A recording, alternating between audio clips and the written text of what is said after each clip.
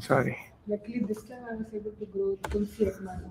Last year it did not work out. for me. Last year I was not able to. I tried thrice. Last year every time it goes back. Especially you to take care in the winters. I'll tell you how to take care of that in winter. And if you take care in winter, it's good. I'll take a picture and share that with you. I have my whole garden pretty much filled with tulsi. I keep a lot of tulsi. Yeah. Yeah. Yeah. Like I had my humidifier off, and I didn't realize that. But because I had all my plants inside, they took care of taking care of the humidity during. Yeah, it's good. Wonderful. So you have Bhagavad Gita, right? I'll share that. Give me a second. I'll just put this. I'll put this You haven't shared the link. It's like the same link. same link. Yeah, Will you it's come next week? I have extra bubble. That's fine. 2.39. Thank you, Mamita Mataji, for joining. No. Hare Krishna. Hare Krishna. So we are starting 2.39. Before we do that, we will offer a prayer.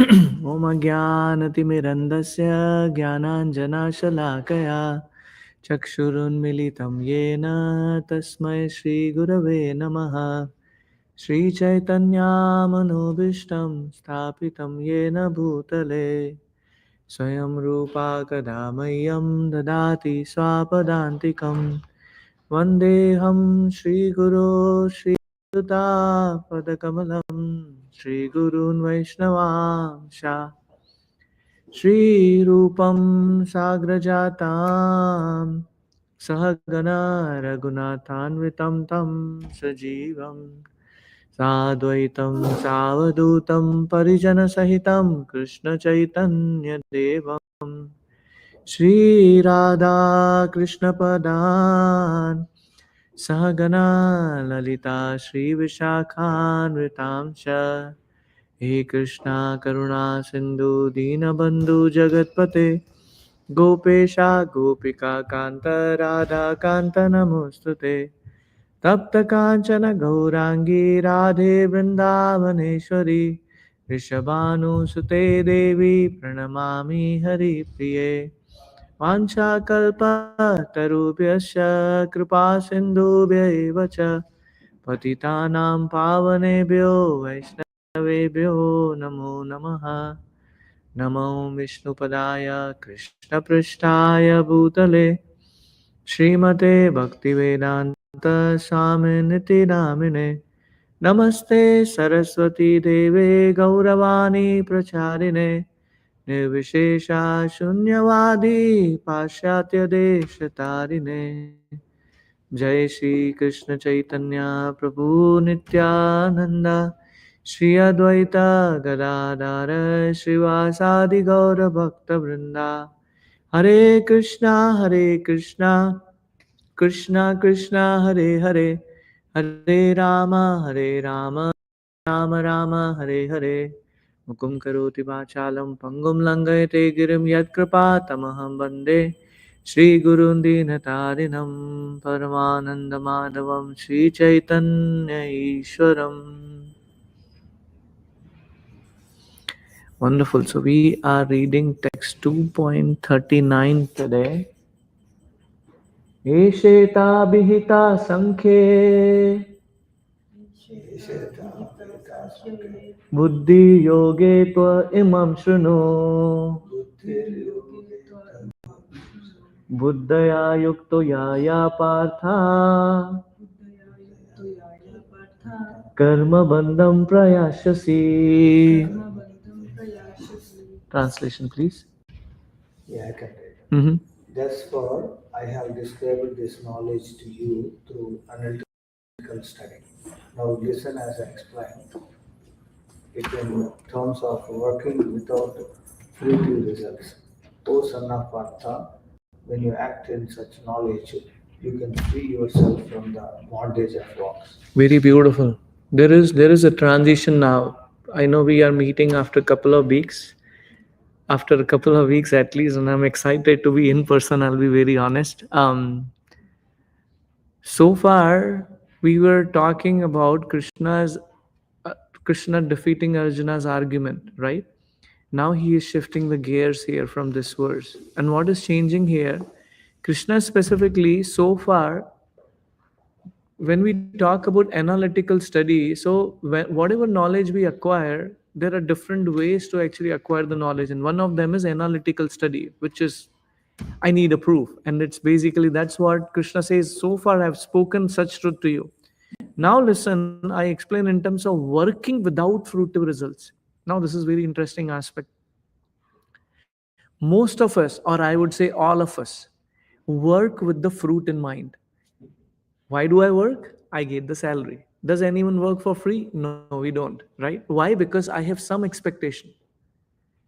Whatever we do in our life, there is some expectation. Why am I doing what am I doing? That's everything is around it, right? What am I going to get out of it? Anything we do in our life is with the fruitive mentality. What is the outcome of whatever I'm doing? You don't invest in market to lose the money. The expectation is when I invest the money, I should get the money back, right? So there is an expectation that is called as the results of the fruit. Those are called the fruits of the action. You can say it that way, right? So what is the problem with that? The problem with that is whatever the positive outcome or negative outcome comes out of that, we get affected by that. Do you agree or no? For an example, I work and I do my best at my work, right? If I get the remuneration, I'm happy. Oh, I was appraised and then people recognize me. And if you're not, you get affected negatively, right? So there is a happy feeling and there is a distress feeling. Why? Because we think I am the doer, right? We say I am the doer. And what is the challenge with that? If I am the doer, which means I am responsible for the outcome of that action also. Am I making sense so far? Which means today, whatever suffering or whatever difficulty we go through, who is responsible? I am responsible because I am the doer. I am saying I am the doer. Let's take the same example which you don't tell it to them, but I'm just taking the same example which you started with. This family is beautiful. They've taken care of their garden very well. That wonderful family. When they went there, they went through this suffering. One may say, is that, oh, randomly God chooses someone and that things happen to them? That's not truth. The reality of the world is whatever we go through, who is responsible for that? Unfortunately, we are the one who are responsible for that. Now, one may say, what did I do wrong because of which I have to go through this? Well, there is an action and reaction. What is that science line is there? With every action, there is equal or opposite reaction. What is that? What equal or something? I just forgot the exact line. So whatever I do, I get the equivalent result of that one. So if you see, based on our background and from spirituality perspective or from religious perspective, is we talk about punya and papa, right? Which is good deeds and bad deeds, which gives you the results, right? So if you perform good deeds, you get a result which is pious activity. You do pious activity, you get good results. And if you do unpious activity, you get bad results, right? Now one may say, when do I get those results? You're with me so far? So the speed or the results of action can vary based on the type of action I perform. So sometimes we may get it in this life, sometimes we get it in the next life. For an example, if you see Dhritarashtra, he had 100 sons. Based on the scriptures, one has to have enough piety to get a son. And again, it's not discrimination between women and men, right? It's all about that thing.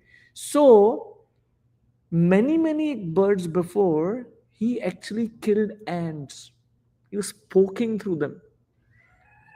So to get the reaction of that, he had to get that pious activity to get 100 sons, and then all his 100 sons were dead in front of his eyes. So it took so much lifetimes to actually reap the fruits of the bad action which he performed in his previous life. right? So there is no definition, or there is no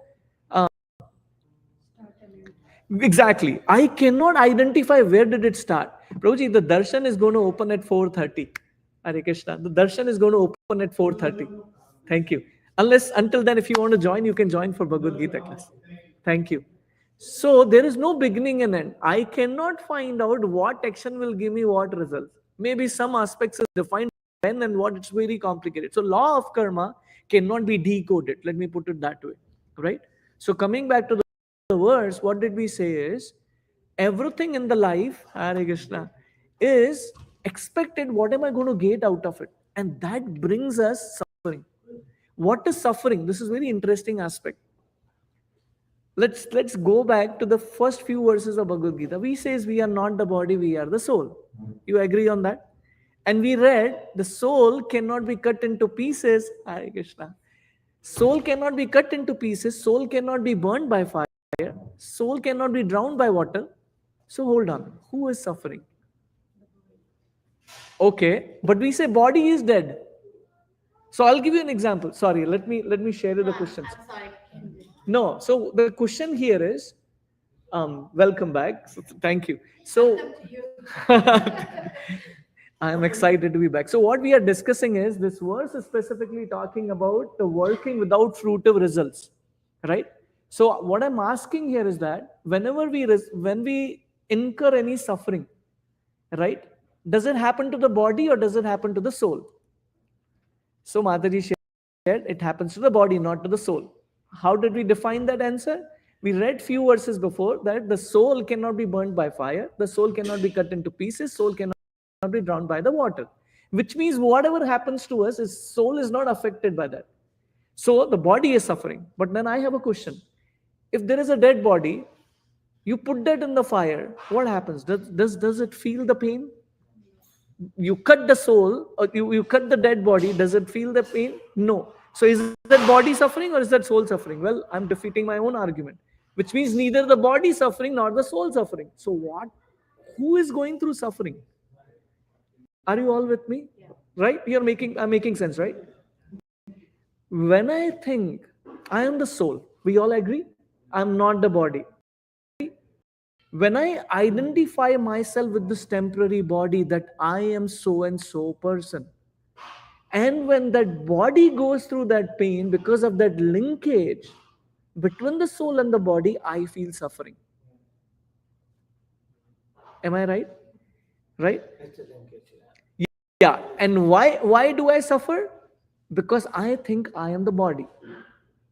And I am the doer. Everything I do, I cook, I do the job, I take care of. Say I'm preaching now, you're listening, I. Who is I here? It's a very misleading term. If I am the soul, well, doesn't matter to me. If I'm the body, I'm not the body because I'm dead without the soul, right? So coming back to this point, which is working without fruitive results. The moment you come to the aspect that I am not the doer, I am not doing whatever I am doing, I am just being an instrument in God's hand. Are you with me so far? You do not get the results of that activity which you perform. So for an example, I'm just going to get into now a different zone, but it is connecting to that. So we talked about being vegetarian, right? I have a question for you. So, okay, we don't kill animal. Do we kill vegetables? Actually, we are. Because it's a living thing. Yeah. Even the You are killing the spear, right? So you're killing still. So what? So are you not going to get the results out of that? Absolutely. So is vegetarian being saying that I am pious? Unfortunately, no. I'm not saying that you should leave the vegetarian aspect. I'm not saying that, but I'm trying to decode a point which is about fruitive activities, just understanding. That's why whatever you cook, if you offer to God, because who is provider? God is the provider. Who is the doer? God is the doer. Don't say that I'll be a terrorist and I'll kill and I say God is a doer. That's not the point. Right? I'm using my free will in the wrong way. It's not that the God is doer. But when I'm using a free will in a right way, that God is the doer and I'm offering the results back, which means I am not looking for the fruits of my activity. You're with me? Now let's go back to the point. So I work. What is the result of what is the fruit of my work? My salary. Right? So if I'm not offering my salary to God, which means I'm eating sin, I'm expecting fruits and I'm expecting, which means whatever outcome I come. So for an example, I work for a company which produces liquor, right? Or which produces Domino's pizza, which kills animal and provides non-veg pizza. Am I going to get reaction out of that? You say, I am not the one who is doing that. Someone else doing it. You're with me so far, right? Am I going in a zone which is not comfortable? You all are able to. You kind of become the enabler of. Exactly. You are part of it. So whatever product the company is producing, if it's used for a wrong purpose, I am also responsible for that activity. So if I'm offering the results back to God, which means I am saying, Krishna, you are the doer, I'm not the doer. And that way you get out of the cycle of reaction. So does it mean I kill animal and offer to God thinking that, oh, I didn't do it, you did it? No, I'm not saying that part. So activity which is done in the right mood, because spirituality is not based on external appearance or external activity. Spirituality is all about what is the motivation behind it. So for an example, if I'm preaching right now, even if I'm speaking Bhagavad Gita, but if my motivation behind that is that, oh, look at people talk about, oh, what a wonderful class he give, defeats the purpose, because I am thinking I am the doer. This is not spirituality. However, if I perform any action and think that God is the provider, He is the actor, He is doing everything, I'm just an instrument. And now let me share you the prayer which we offer in the beginning of the class. It actually glorifies all the acharyas up to Krishna, that you are the doer and I'm just being an instrument. Please help me decode, help me align, help me make my frequency align with your frequency, and I understand this aspect. So Krishna is saying, oh son of Pratha, when you act in such knowledge, you can free yourself from bondage of work. Why do we take again and again and again birth? Because we have reaction of whatever work we are doing. So if you dovetail your work as an offering to God, which means you don't get a reaction. If you don't get a reaction, you don't have to take another birth. With me? Right? So this is an important aspect. Should I go to the purport now? Yeah. Go ahead and read it, Prabhu. Yeah. According to the Nirukti or the Vedic dictionary, Sankhya means that which describes things in detail, and Sankhya refers to that philosophy which describes the real nature of the soul. And yoga involves controlling the senses. Arjuna's proposal not to fight was based on sense gratification. Forgetting his trying to, he wanted to cease fighting because he thought that by not killing his relatives and kinsmen, he would be happier than by enjoying the kingdom after conquering his cousins and brothers, the sons of Dhritarashtra. In both ways, the basic principles were for sense gratification. Can you pause here? So, whether Arjuna is running away or he is fighting, he is thinking about it's my sense gratification, which means I am the doer. As long as I'm thinking I am the doer, I will have to reap the fruits of that activity. Go ahead, Prabhuji. Happiness derived from conquering them, and happiness derived by seeing kinsmen alive or both on the basis of personal sense gratification, even at a sacrifice of wisdom and duty.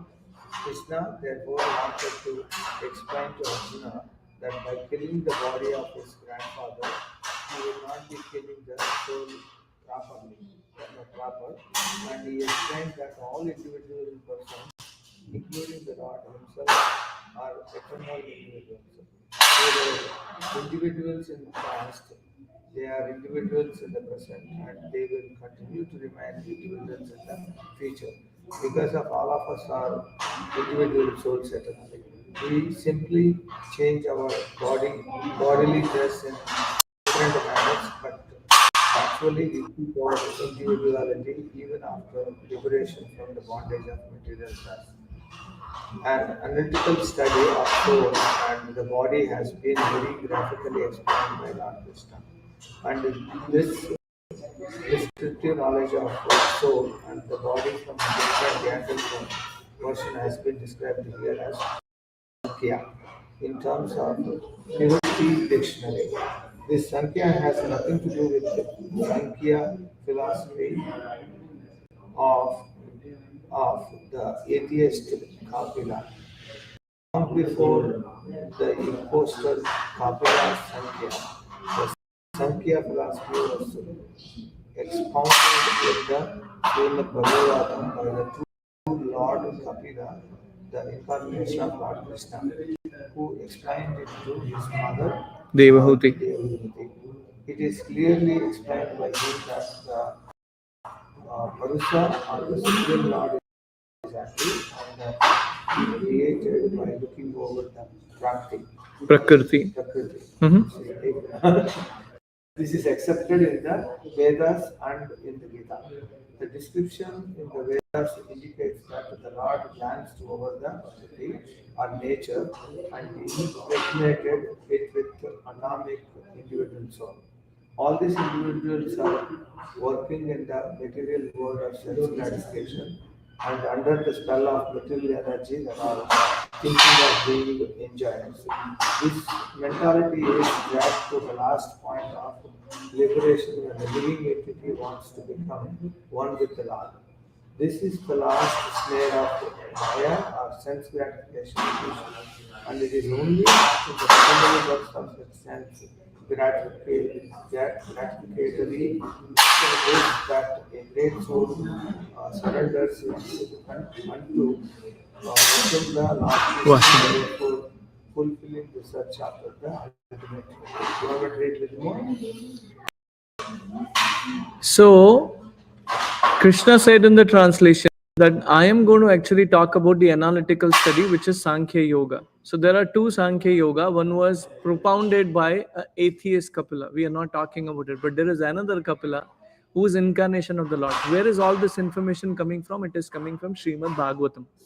So there is Bhagavad Gita and there is Srimad Bhagavatam. Bhagavad Gita is a conversation between Krishna and Arjuna.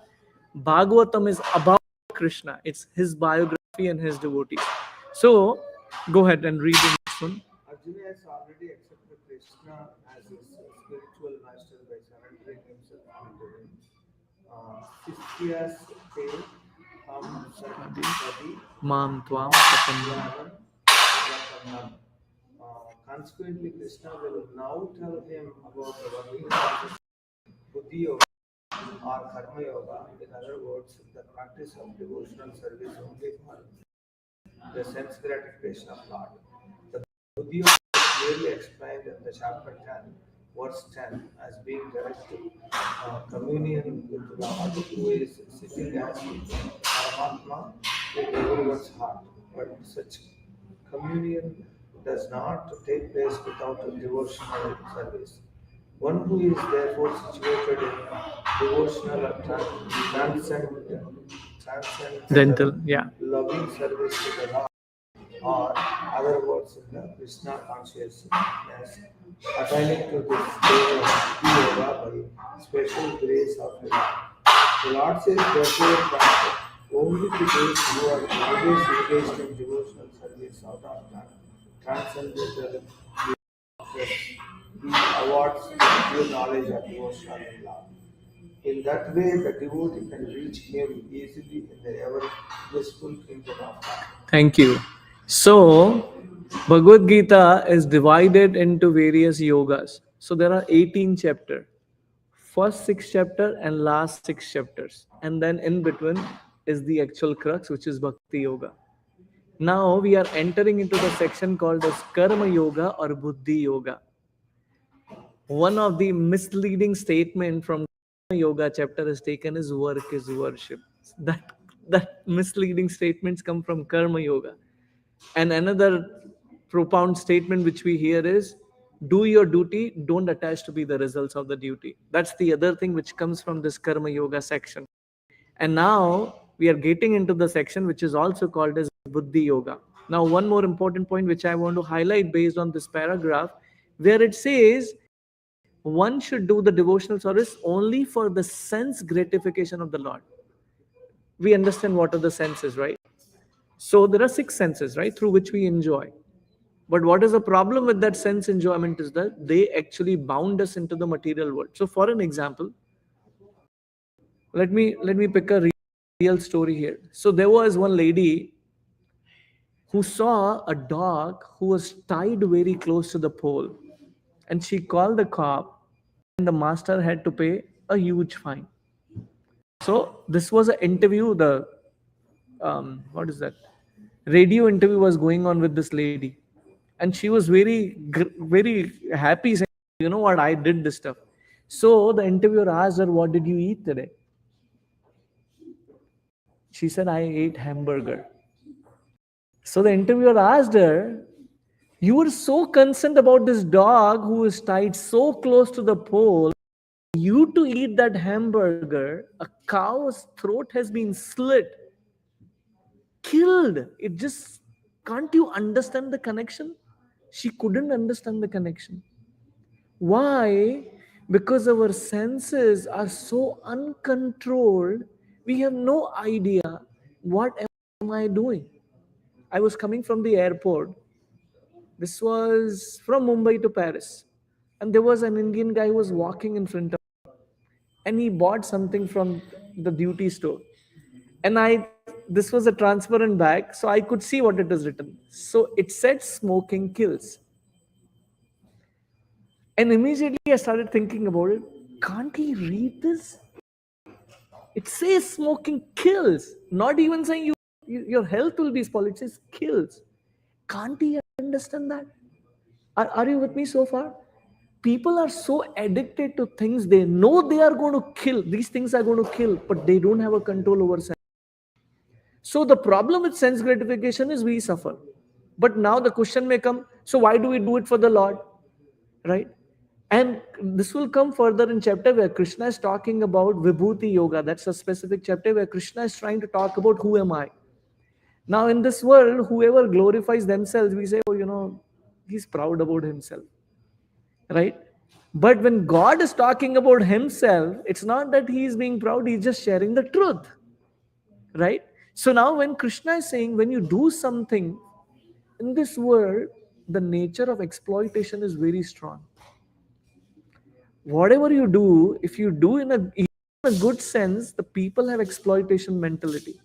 Like my daughter is growing and I have to teach her that way. Prabhu was telling that you went with your daughter, so I fill that role. Then I have to teach her that this world has a very exploitative mentality. You have to be very careful whom you are dealing and how you are dealing. Even if you are doing nicely to your boss, but people have exploiting mentality. But God doesn't have exploiting mentality. He is a caretaker. He is a father. Right? For an example, you do something for your parent, they will not exploit you. And that only relation which mimics in material some part of relationship with God, like a relationship of a mother and child, that is very unconditional. That is very unconditional because that's the nature of the God. So when you do something for the pleasure of the Lord, you don't get the reaction and you don't get any negative outcome out of that. But when you do it for your, you will have to suffer the consequence of that. So one may say, why this world is designed in that way? Am I making sense? If I do my things for myself, I have to suffer. And if I do things for God, what kind of poor design is that? The design is not poor, but the world is designed to actually purify us. Like I gave an example, we were living in spiritual world with God. We said, no, I want to be the creator. Why you should be the creator? Everyone should recognize me. Everyone should talk about me. Why everyone is talking about you? That's why we had to come in the material world. And material world is like a jail. It's like a prison, which is supposed to help us to come out of that, not that we keep repeating that mistake. That's the problem today. Why there is an important spirituality? Because we are getting into the cycle of birth and death without understanding how to get out of that. And this Bhagavad Gita is giving us the exit. I don't know what movie was that. I was in the plains few years back. This guy was stuck. There was a wall, huge circular wall. We'll tell the name after this. You know the name of the movie? I don't know. I was just so this guy was just walking, and the way they showcase it, huge wall, vast wall, and this guy is going. There is only one small window, and that is also painted in a way you can't figure out that this is a window. And this guy is just going around and around and around. Finally, he gets identify that small particle. Oh, this is a window, and he gets out from there.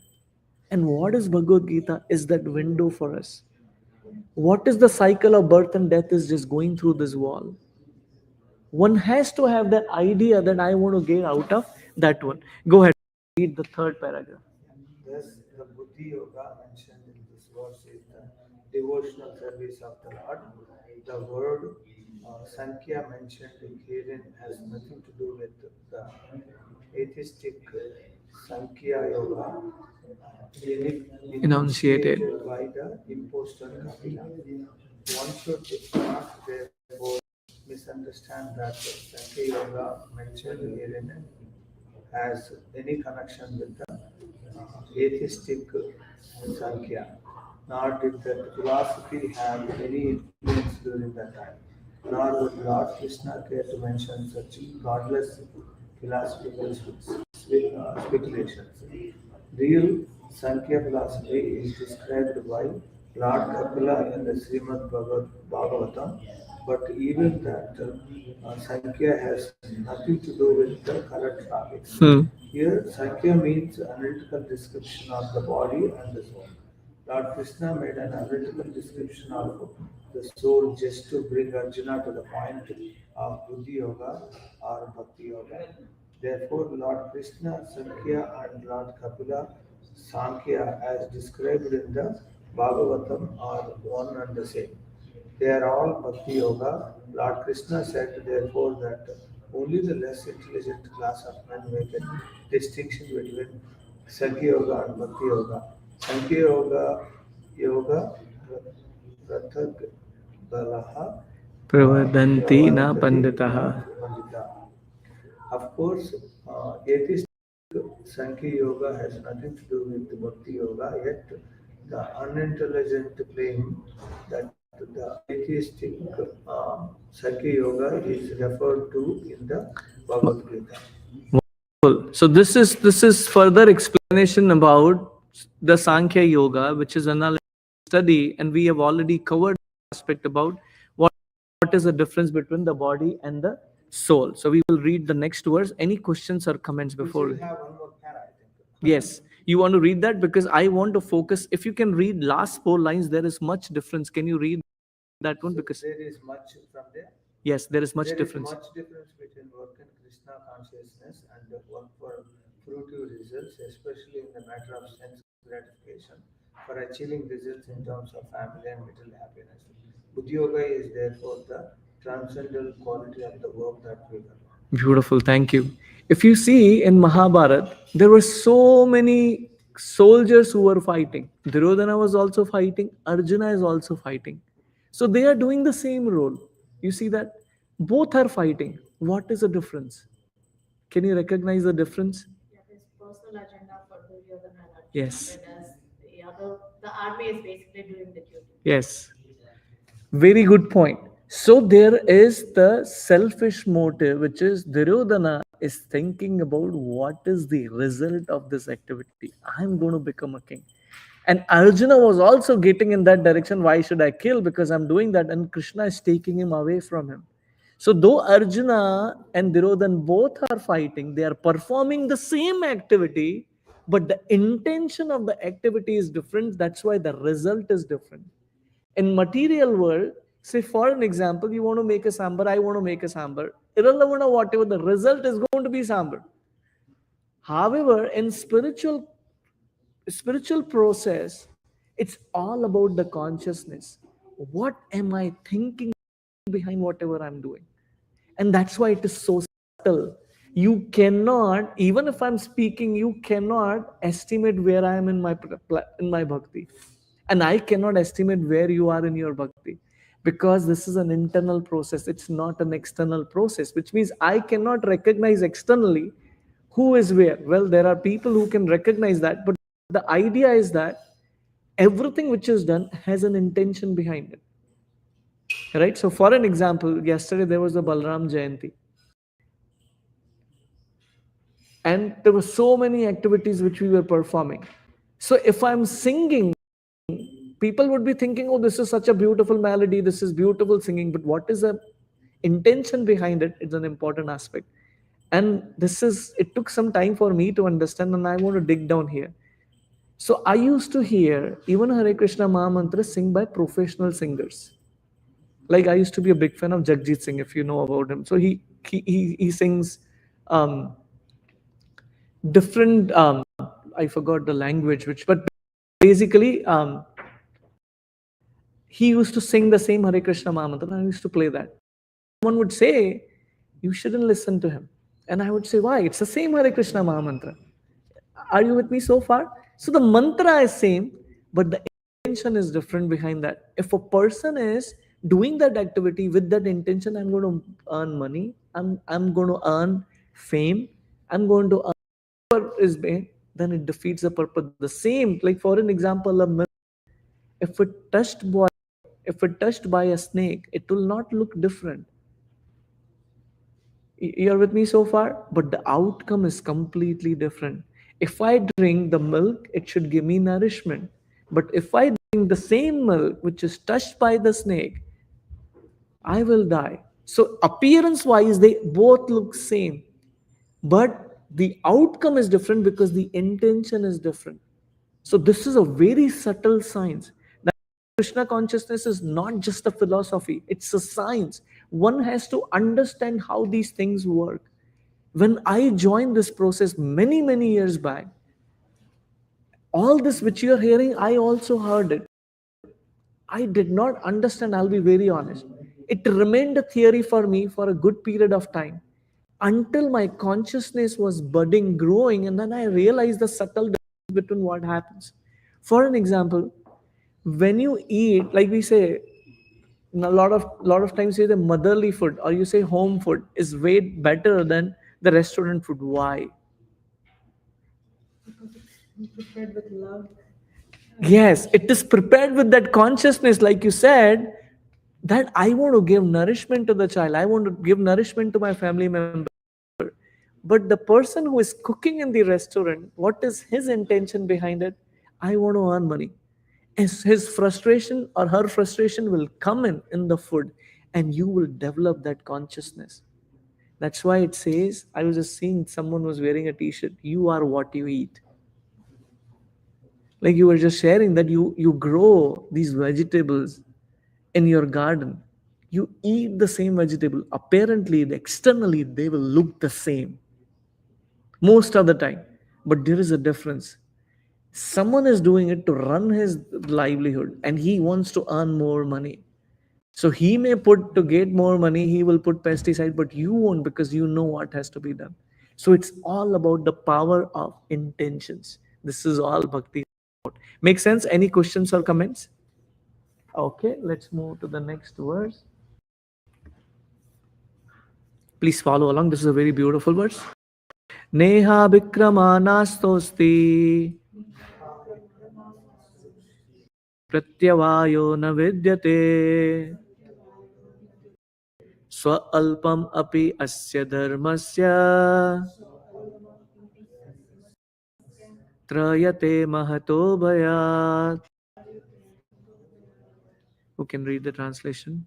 In this endeavor, there is no loss or diminution, and a little advancement on this path can protect one from the most dangerous type of fear.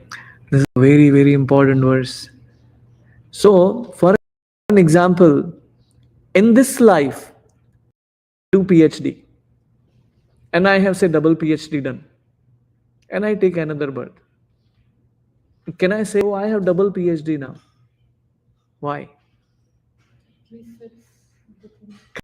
Very beautiful word. I like that. It resets everything when you leave your body.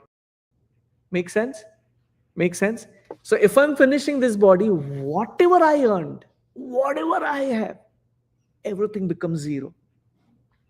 In next life, I start from zero. Right? Resets. I like that word. Thank you, Mataji. So it resets everything. So one may say, oh, then I'm reading, I'm spending so much of time and energy in spiritual life. What happens there? Right? Because coming back to the previous verse, what is everything counts based on what is the outcome? Why am I doing what am I doing? So one may come and tell you, hey, why are you wasting reading Bhagavad Gita 1 hour, 2 hour? You can say if your per hourly rate is $100 per hour, you can earn $100, and which is multiplied by 4 weeks, which is $400, which is multiplied by 12, which is how much? Beautiful, thank you. So one may say, oh, I'm losing money. I should forget about reading spiritual books and I can focus on that part. What is the answer? Whatever I earned will be zero when I leave. And I'll start from zero when I get in my next life. But in spiritual life, it is not like that. Wherever you leave, you start from there.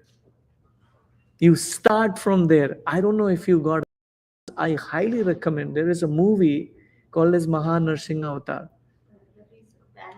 Yes, please watch that movie. Please, I'm telling you. And one of the reason I did not took the previous or last class because I was in that movie, and I just very beautiful explanation about what is devotion. Very graphically mentioned. I read this chapter. This is about Prahlad Maharaj and Lord Nrsimhadev. Very old story which we have been hearing. I read it and we visualize those things, but seeing that in front of us, what the devotion is like, very beautiful. So the point which I'm trying to say here is, you don't start from zero, nothing resets. You continue from where you left off. In this temple, and I don't want to quote, I will just share a real thing. We have a special child. And the saintly people, they have ability without even seeing an astrology that they can peep into your past and tell you about future. So one person, this came and told she was a devotee in her previous life. And she has come here to finish her life. There is a beautiful example in Srimad Bhagavatam about Bharat Maharaj. The name of our country's name is Bharat, comes from him. He was a pious king, very devoted. Let me not, the pious is a very misleading term. He was a very devoted king. At after age of 50, he went to the forest. Earlier times, they used to do that and do the just meditation, do devotional service. He was there one time in the forest. There was a mother deer who was carrying a small deer in her womb, and there was a lion who roared. So in the fear, she ran, and the baby dropped off from her womb, and she immediately died. So Bharat Maharaj, who saw this deer, the baby deer, and I don't know if you've seen any species, if you see the baby, very attractive, whether it's a cat, whether it's a dog, that's how it. So he got attracted, and he was thinking, who will take care of her now? I have to take care of this deer. So let me just take care of it, and I'll perform my devotional service. So he was doing his devotional service. So in the devotions, he would start thinking about eyes are closed. And apparently, externally, I'm doing chanting my rounds or meditating. Where did that deer go? Did it eat properly? Did he go far away? Started meditating. Slowly, slowly, he started skipping his spiritual practices. He's not an ordinary king, by the way.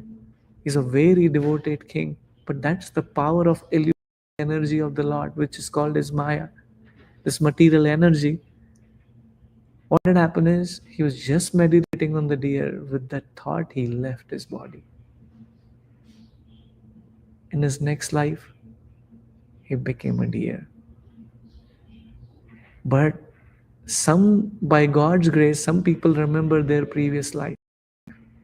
That as a deer, he remembered what he performed in his previous life. So he didn't want to get distracted. So this time he was just staying near the hermitage of the sages and was listening their mantras which they were chanting. And when he left his body, in the next life, he became Jada Bharat. Jada means foolish or stupid. Apparently, stupid is the term which is said, oh, this guy doesn't have a brain. But he was actually very highly spiritually qualified. But he would behave in such a way that people will not recognize him. Why? Because if people recognize you, they talk some good glories about, oh, you did so well, you did this so well. Then you see, oh, really? Did I do that? So he wanted to behave foolish. Nobody will come to him, nobody will bother him, nobody will do chit chat and any of that stuff. And when he left, he entered back to went back to Godhead. But why did I come back to that story? That any practice which you do in spiritual life is not reset. You start from where you left off. Make sense? Okay, let's read the purport. Activity in Krishna consciousness or acting for the benefit of Krishna without expectation of sense gratification is the highest transcendental quality of work. Even a small beginning of such activity finds no impediment, nor can that small beginning be lost at any age. Any work begun on the material plane has to be completed, otherwise the whole attempt becomes a failure. But any work begun in Krishna consciousness has a permanent effect, even though not finished. The performer of such work is therefore not at a loss, even if work in Krishna consciousness is incomplete. 1% done in Krishna consciousness bears permanent results, so that the next beginning is from the point of 2%, whereas in material activity without a 100% success, there is no path. Pause here, Madhuri. Again, I'm sorry, I'm just putting this. I was sitting in a plane. Someone was watching a movie, and somehow my eye went there. So there was this rock climber who was climbing, or she was climbing, whoever was that, on the ice mountain. She was almost about to reach at the peak of the mountain. She fell down, going back to square one. This is the exact point which is being mentioned here. It has to be either 100% complete or it has to be whatever you finish. Until you give that a complete mark, you're finished. Everything is just in progress and resets after you leave your life. Go ahead, Manji. Ajamila performed his duty in some percentage of Krishna consciousness, but the result he enjoyed at the end was 100% by the grace of Lord. There is a nice verse in this connection in Srimad Bhagavatam. You can read the purport, that's okay. If someone gives up his occupational and works in Krishna consciousness and then falls down on account of not completing his work, what loss is there on his part? And what can one gain if one performs his material activities perfectly? Or, as the Christians say, what profit a man if he gain the whole world yet suffers the loss of his eternal soul? Pause here. This is a very beautiful line.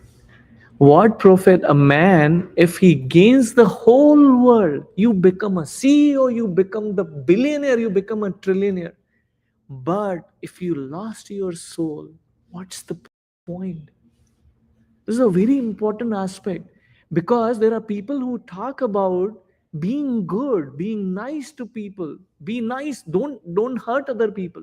Where am I going to land up with that? Yes, people may appraise you, but the end of the day, where am I going?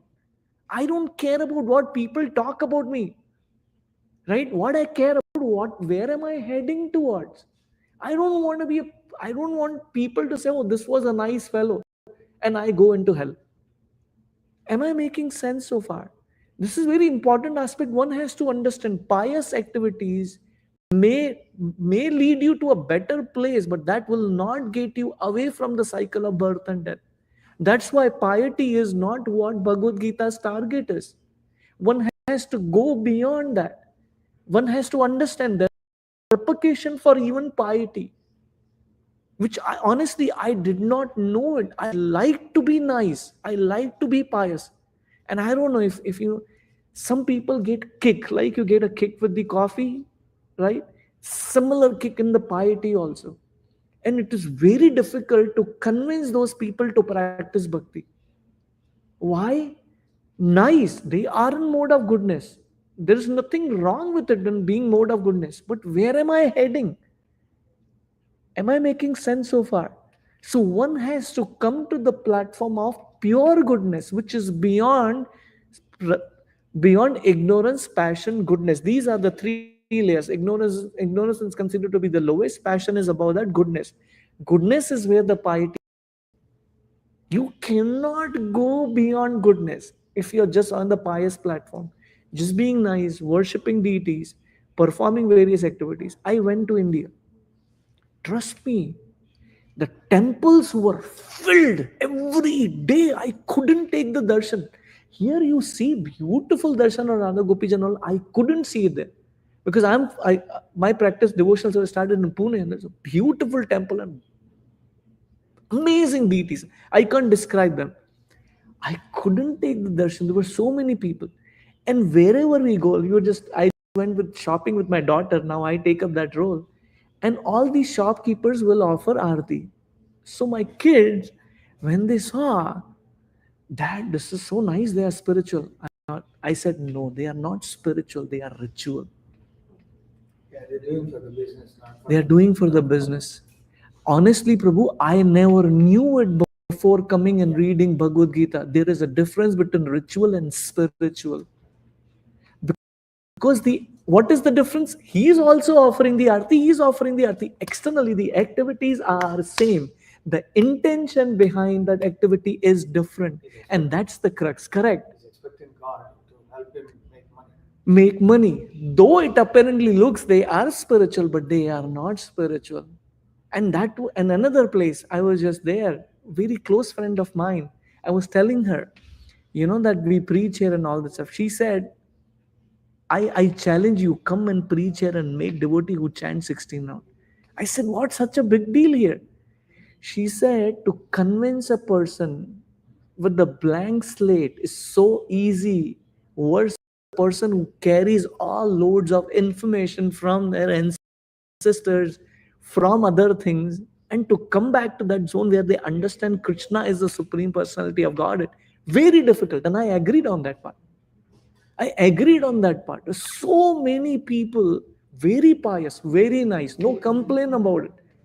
But they cannot accept this information. They cannot accept this process. Why? Because there is a kick in piety. Oh, it's nice to be spiritual. A lot of people, they come to temple. They will come in every Janmashtami. They will do everything. But when you ask them to chant, they cannot. Why? Why should I chant this name? I went to my uncle's house. He asked me question, where is this mantra coming from? Where did Krishna say we should chant Hare Krishna Mahamantra? And where the question started? Why do you chant 16 rounds? Why do you count rounds? You shouldn't be counting number of rounds. We should chant the whole time. And my kids were there. We went 2 years back. Whatever explanation I gave, forget about that part. I'll come to the crux. My son asked me, Dad, didn't he ask you the same question when you came 2 years back?